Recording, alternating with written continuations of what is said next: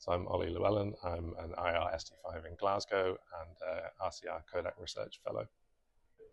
So the Kodak Research Bursary is one of a number of awards that are offered by the Royal College of Radiologists every year. There are two Kodak bursaries on offer at present every year, and they are a value of £65,000.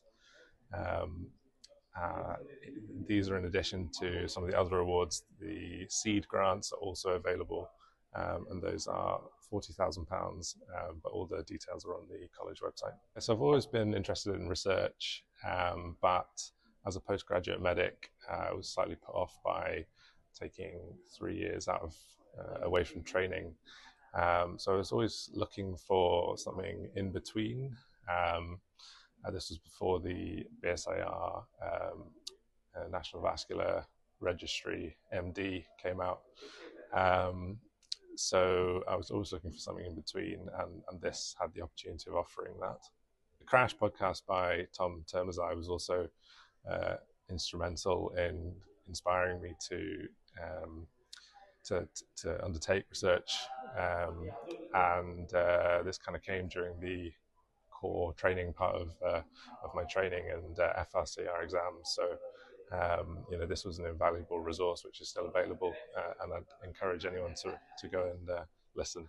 So I also had local mentors who had undertaken part-time research degrees, and that gave me an idea of the option of attaining a higher degree without taking sort of standard 3 years out route, and the idea of learning those skills but in a different way.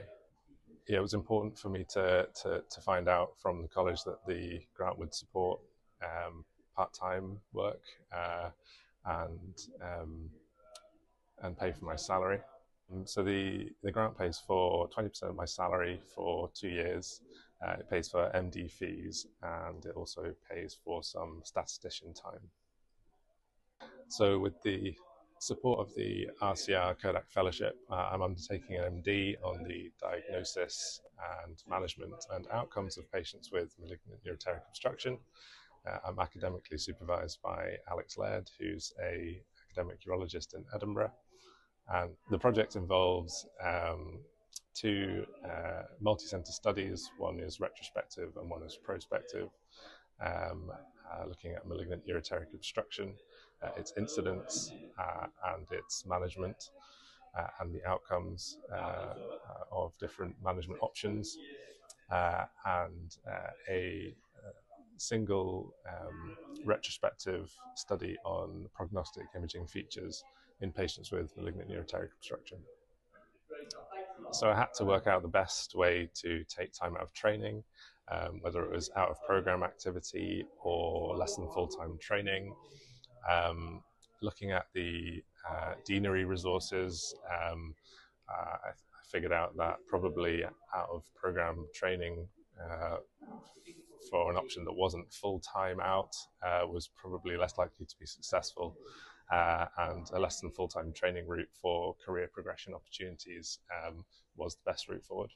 Fortunately, my TPD and academic supervisor were supportive in helping me work this out.